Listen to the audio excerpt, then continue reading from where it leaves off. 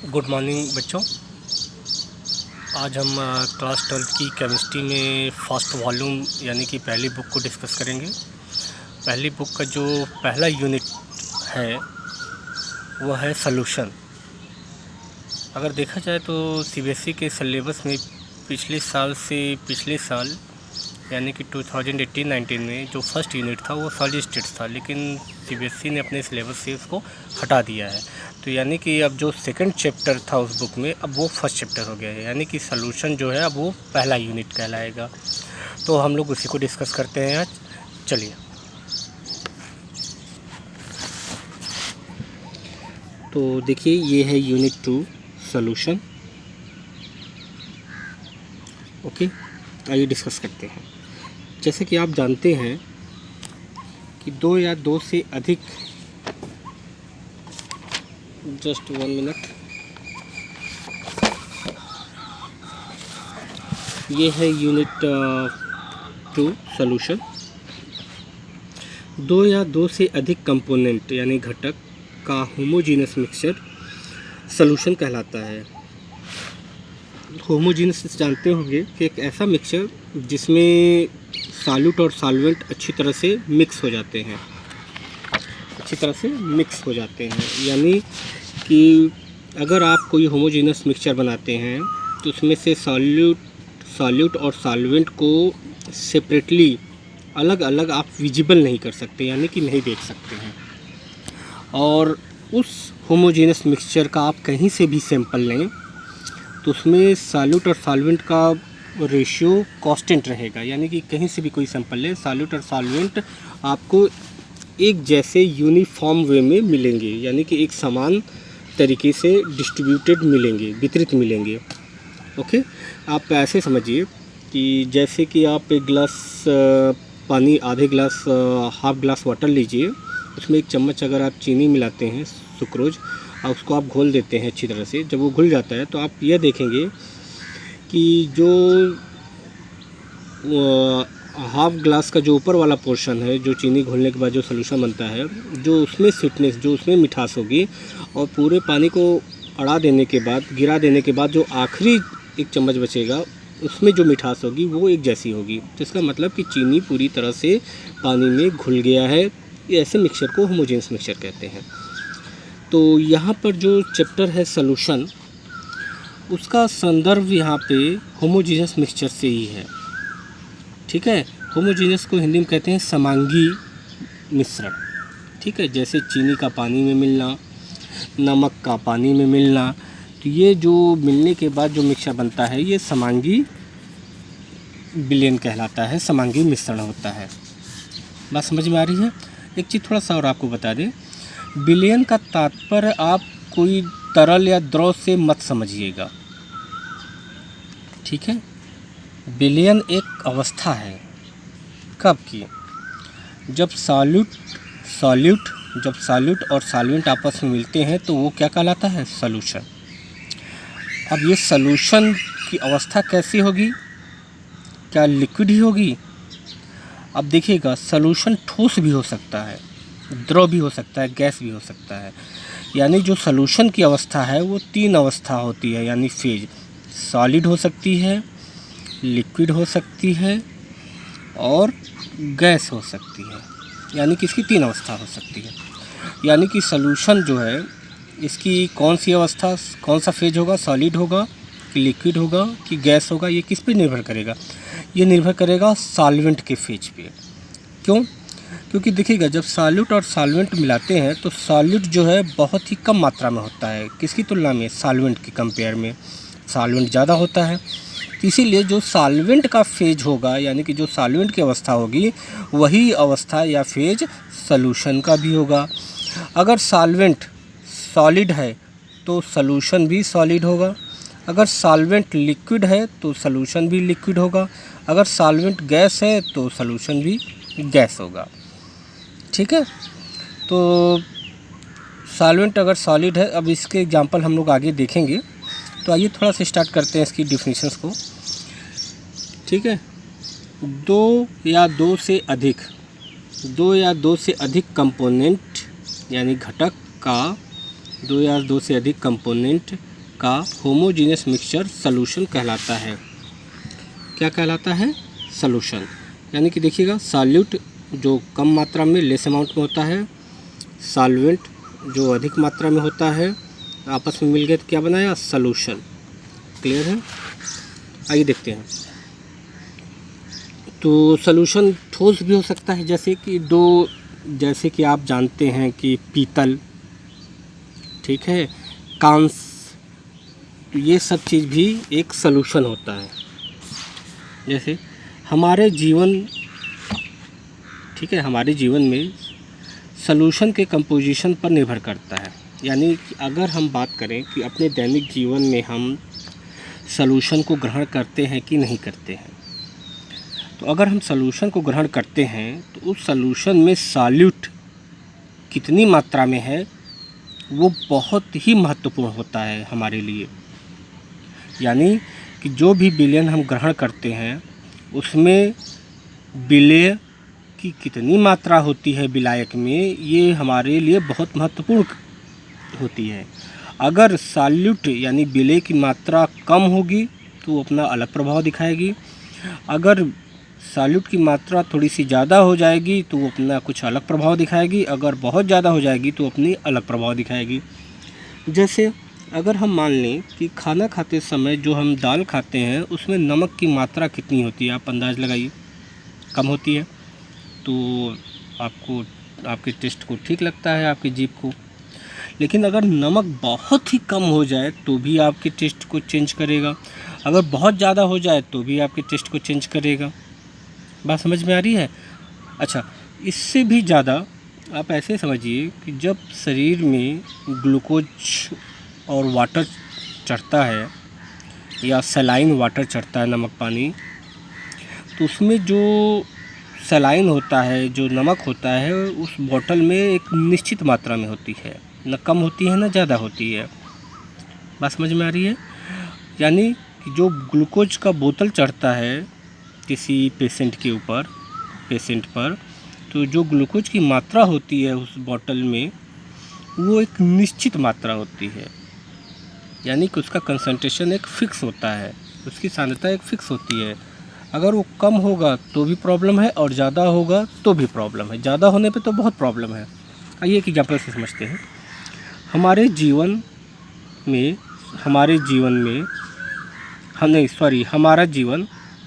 जीवन सॉल्यूशन के कंपोजिशन पर निर्भर करता है, ठीक, जैसा भी हमने समझाया।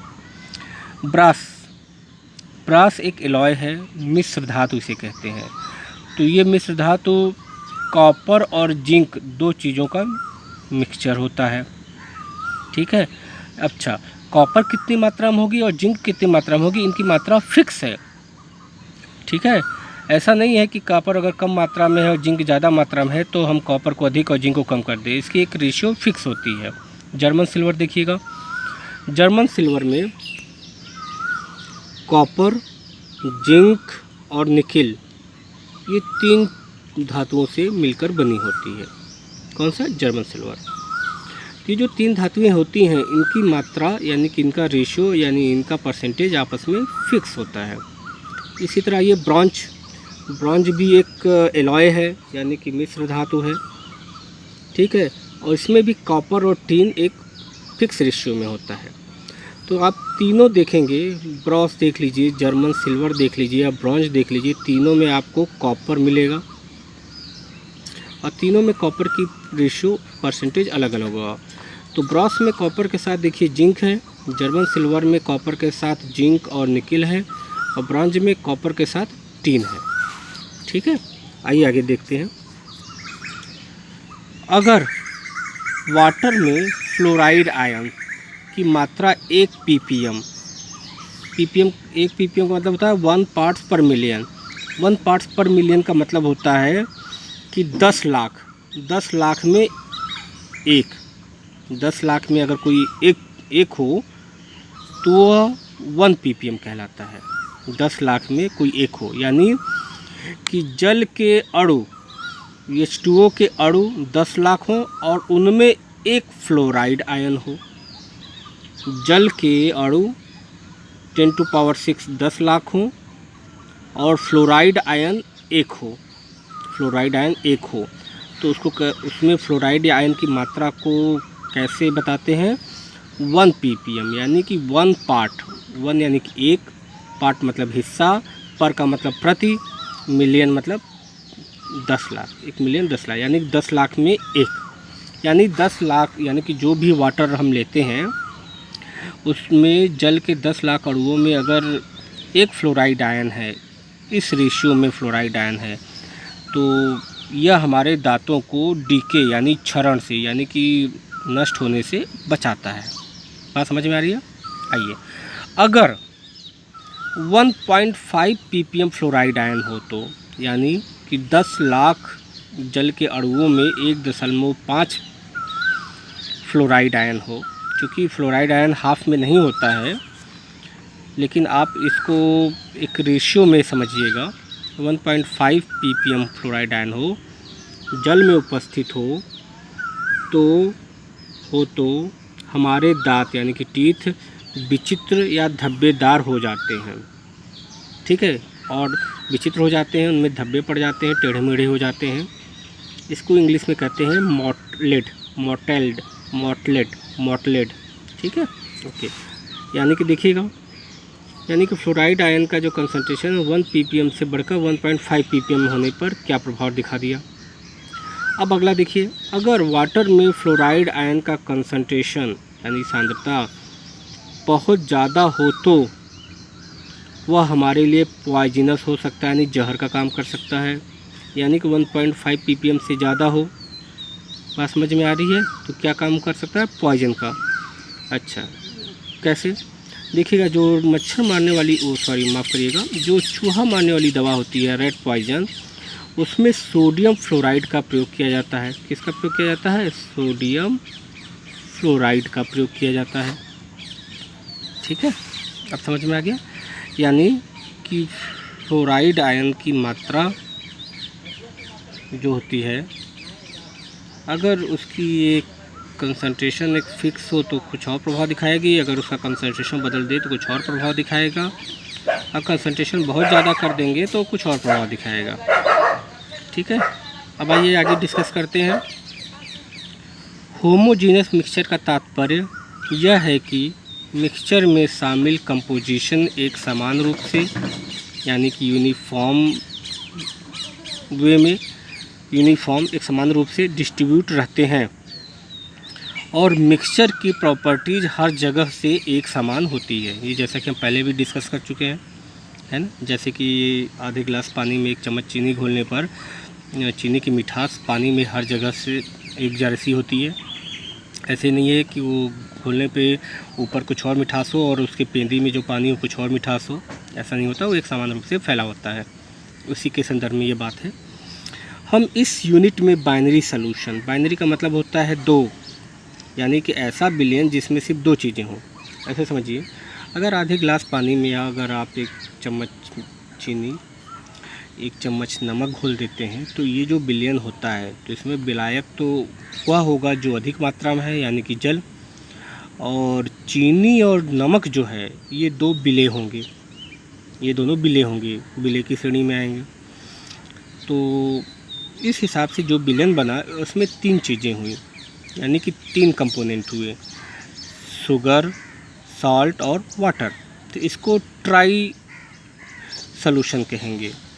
बाइनरी का मतलब होता है कि ऐसा विलयन जिसमें सिर्फ 2 चीज़ें हो, यानी कि अगर आधे गिलास पानी में सिर्फ 1 चम्मच चीनी मिलाएं तो जो विलयन प्राप्त होगा वह बाइनरी कहलाएगा, यानी कि जिसमें सिर्फ 2 कंपोनेंट हो। तो इस यूनिट में, इस चैप्टर में हम बाइनरी सॉल्यूशन यानी कि सिर्फ 2 कंपोनेंट वाला होमोजीनियस मिक्सचर के बारे में अध्ययन करेंगे, ठीक है।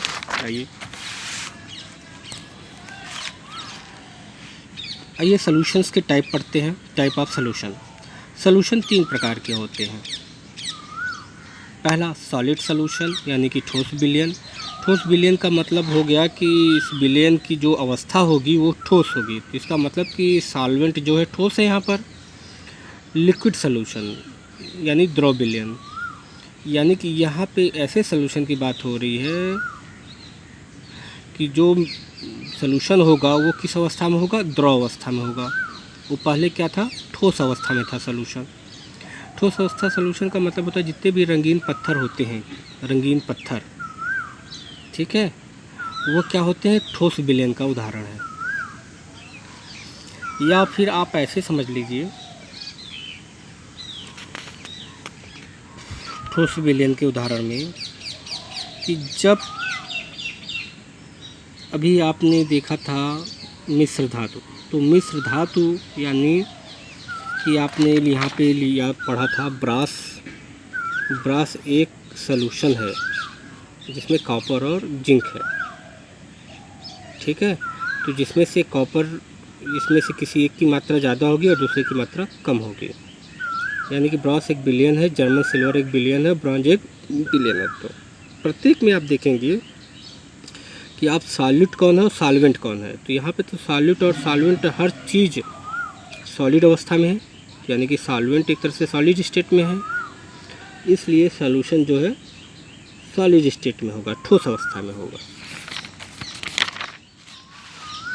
आइए, तो लिक्विड सॉल्यूशन यानी कि जो सॉल्यूशन होगा किस अवस्था में होगा, द्रवावस्था में। गैसीय सॉल्यूशन यानी कि ऐसा सॉल्यूशन उसका फेज गैसीय अवस्था में होगा। देखिए, सॉल्यूशन की अवस्था यानी फेज सॉलिड है या लिक्विड है या गैस है, यह सिर्फ सॉल्वेंट यानी विलायक की अवस्था पर निर्भर करेगा। एग्जाम्पल, अगर किसी सॉल्यूशन में सॉल्वेंट सॉलिड है तो सॉल्यूशन का फेज सॉलिड होगा, यानी कि सॉलिड सॉल्यूशन में जो सॉल्वेंट है वो सॉलिड है, लिक्विड सॉल्यूशन में जो सॉल्वेंट है वो लिक्विड है, लिक्विड फेज में है। गैसियस सॉल्यूशन में जो सॉल्वेंट है वो गैसियस फेज में है, ठीक है। तो आइए एक एक करके तीनों को डिस्कस करते हैं। पहला, सॉलिड सॉल्यूशन, ठोस विलयन। ऐसा सॉल्यूशन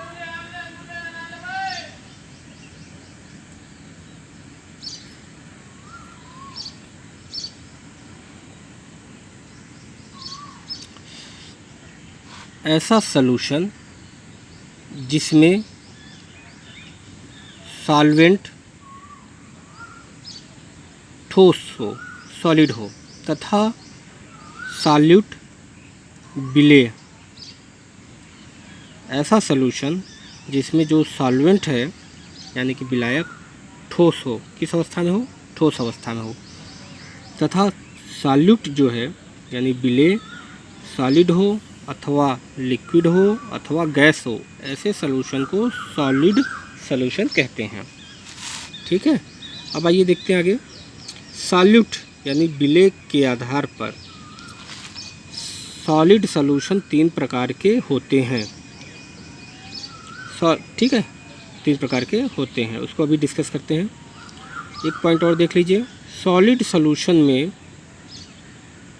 सॉल्यूशन का फेज सॉलिड होता है, ठीक, क्योंकि भाई सॉल्वेंट जो है वो सॉलिड है, जैसा यहाँ पे हमने पढ़ा था। सॉलिड सॉल्यूशन देखिएगा,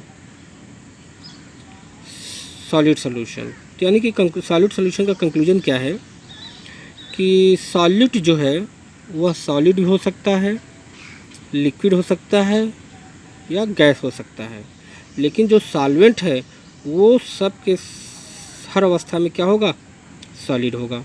पहला एग्जांपल देखते हैं कि सॉल्वेंट तो सॉलिड है लेकिन अगर सॉल्यूट क्या है, सॉलिड, तो ऐसा एग्जांपल क्या है, कॉमन एग्जांपल यानी सामान्य उदाहरण, कॉपर जो है डिजॉल्व इन गोल्ड, यानी कि कॉपर को पिघलाकर और गोल्ड को पिघलाकर, कॉपर और गोल्ड दोनों को पिघला दिए हैं, मेल्ट कर दिए हैं, और गोल्ड को यानी कि ऐसा कहें गोल्ड को मेल्ट कर दिए हैं और उसमें थोड़ी मात्रा में हमने कॉपर मिला दिया है, ठीक, मिला दिया, ओके।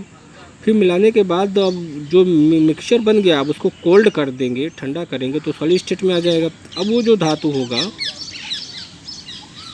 रूम टेम्परेचर पे यानी कमरे के तापमान पर, तो एक मिक्सचर हुआ और उस मिक्सचर में सॉल्वेंट क्या है, सॉलिड, और सॉल्यूट क्या है, सॉलिड।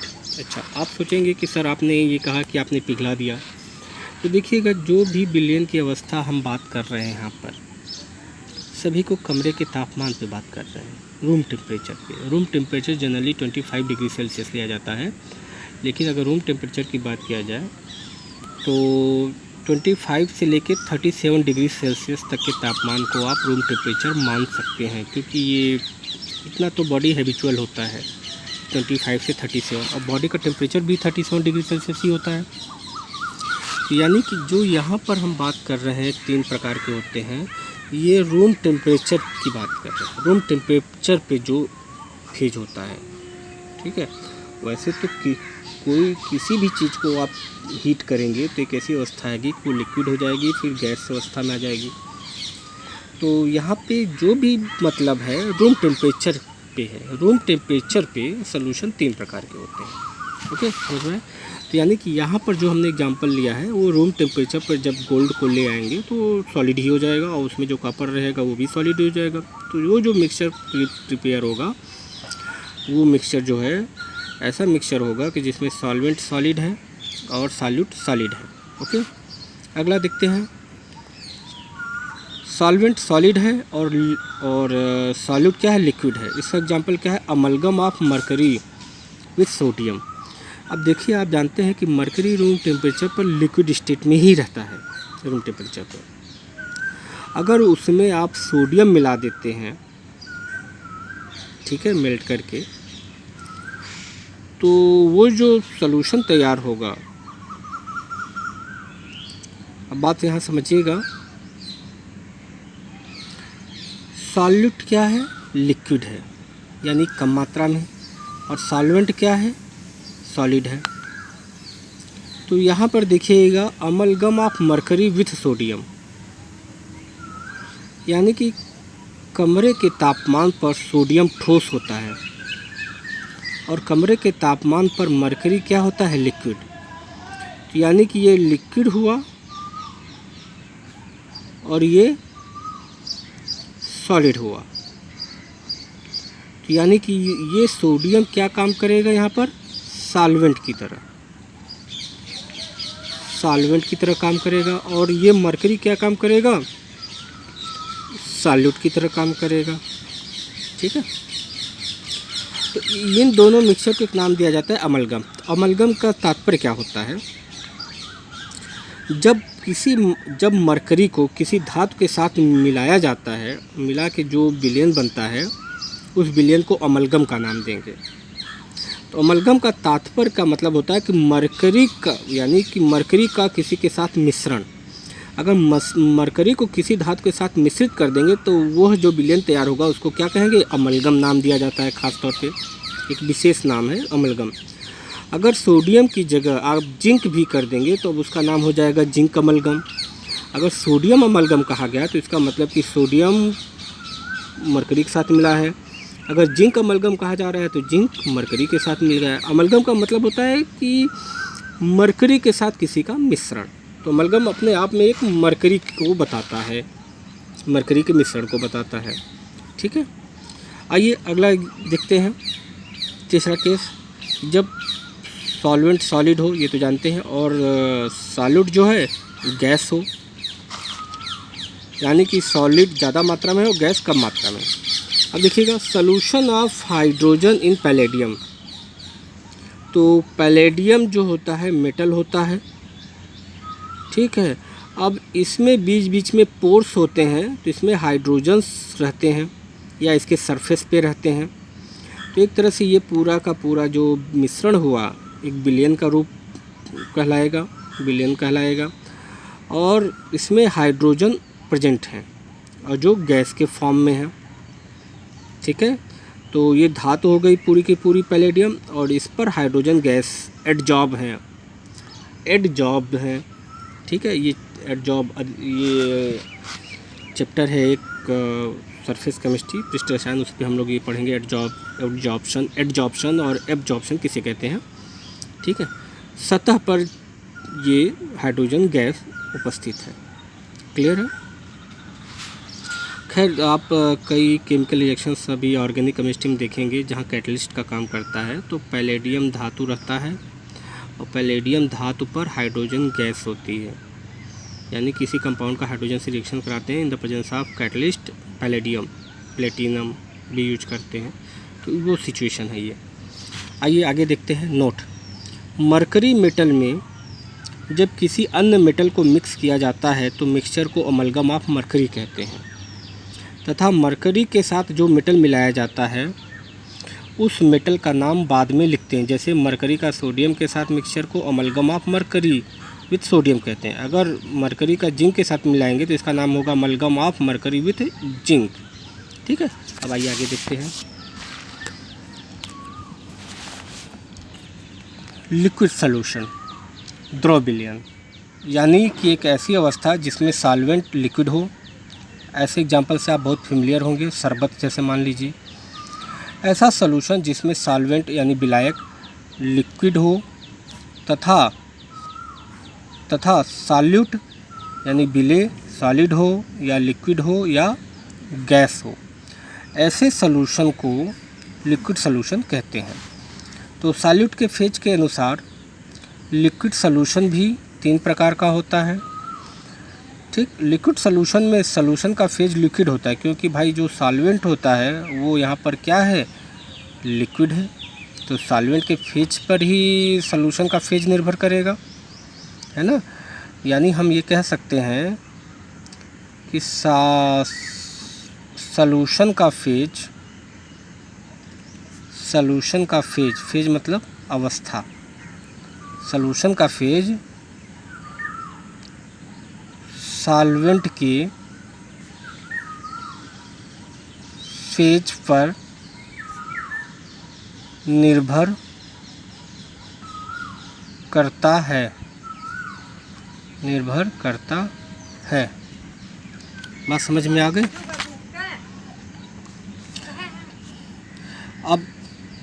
अब देखिएगा सॉल्यूट और सॉल्वेंट।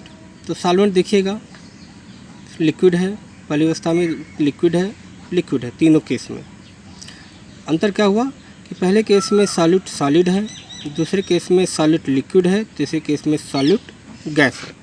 आइए पहला केस देखते हैं। ए, सॉल्वेंट लिक्विड है और सॉल्यूट सॉलिड है, तो इसका कॉमन एग्जांपल हो गया ग्लूकोज डिजॉल्व इन वाटर, यानी कि जल में अगर लिक्विड को जल माने और सॉलिड को ग्लूकोज पाउडर या चीनी सुक्रोज मान ले, घोल देना। तो ये तो एग्जांपल आप बहुत ही फेमिलियर होंगे इस एग्जांपल से, ग्लूकोज को जो पानी में घुलते हैं। तो एक एग्जांपल हुआ। अब आइए दूसरा, अगर सॉल्यूट लिक्विड है और सॉल्वेंट भी लिक्विड है, जैसे कि मान लीजिए आपने वाटर लिया, उसमें थोड़ी मात्रा में एथेनॉल यानी कि एल्कोहल आपने मिला दिया, और जो एल्कोहल जो है वो किस अवस्था में है, द्रव अवस्था में, लिक्विड स्टेट में। इस तरह के मिश्रण को, इस तरह के विलयन को जिसमें एथेनॉल यानी कि जो लिक्विड स्टेट में है और वाटर में मिक्स किया जाता है, वो भी लिक्विड स्टेट में है। ठीक है, तो ये समझ में आया कि सॉल्यूट लिक्विड है और सॉल्वेंट भी लिक्विड है। अगला केस देखिएगा, सॉल्वेंट लिक्विड है यानी अधिक मात्रा में है, और सॉल्यूट गैस है यानी गैस कम मात्रा में है। जैसे ऑक्सीजन डिजॉल्व इन वाटर, तो जल में जो हम पानी पीने वाला पानी है जो, उसमें ऑक्सीजन घुली हुई होती है। अब ऐसे समझिए आपने कभी सोचा है कि समुद्र में या नदियों में जो मछलियाँ होती हैं, जो जलीय जीव जंतु होते हैं, वो जीवित कैसे होते हैं? क्योंकि वो ऑक्सीजन कहाँ से लेते हैं? जल से ही लेते हैं ना। तो यानी कि जल में ऑक्सीजन घुला होगा तभी ना लेंगे।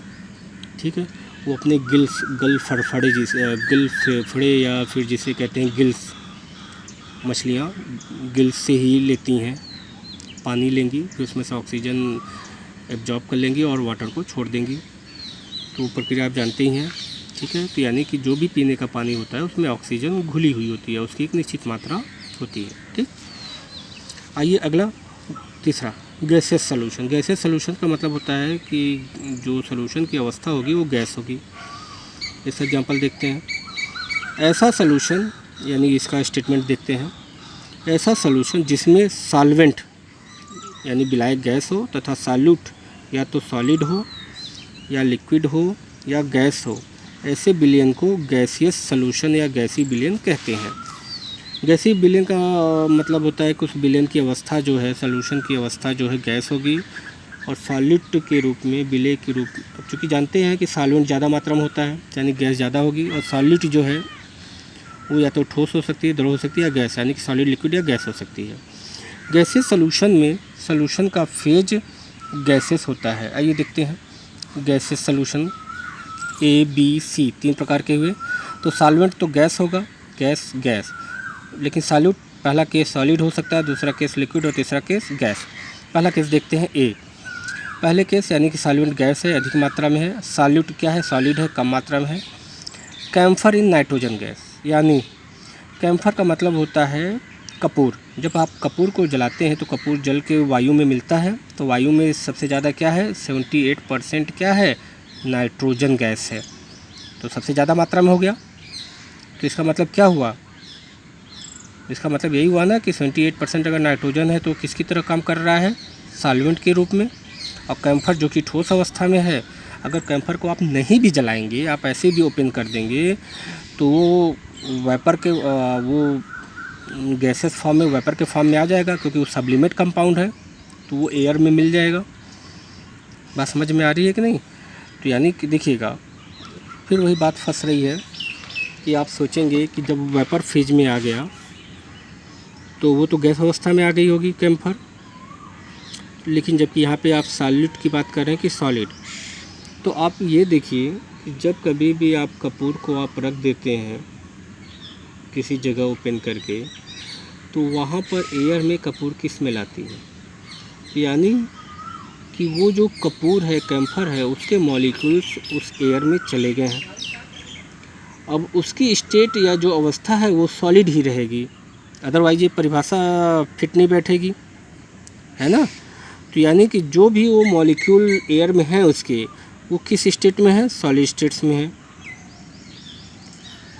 बात समझ में आ रही है। और नाइट्रोजन अधिक मात्रा में है, तो ये एग्जाम्पल हुआ इसका। अगला देखिएगा, दूसरा केस बी। सॉल्वेंट क्या है, गैस, और लिक्विड सॉल्यूट है, chloroform mixed with nitrogen gas. तो क्लोरोफॉर्म जो होता है, अगर क्लोरोफॉर्म की बॉटल को ओपन करेंगे तो वो लिक्विड जो है वो एयर यानी नाइट्रोजन के साथ जो मिक्स होगा उसी कंडीशन है। तीसरा है सॉल्वेंट गैस है और सॉल्यूट गैस है, यानी ये सबसे सिंपल कॉन्सेप्ट है, एग्जाम्पल है। मिक्सचर ऑफ ऑक्सीजन है नाइट्रोजन। वायु में देखिएगा 21% ऑक्सीजन रहता है और 78% क्या रहता है, नाइट्रोजन। तो जाहिर सी बात है ये सॉल्यूट हुआ और ये क्या हुआ, सॉल्वेंट। तो बच्चों आज के लिए सॉल्यूशन में इतना ही, फिर नेक्स्ट टाइम डिस्कस करेंगे। आप इसको लिखिए, पढ़िए, याद करिए। Okay, thank you.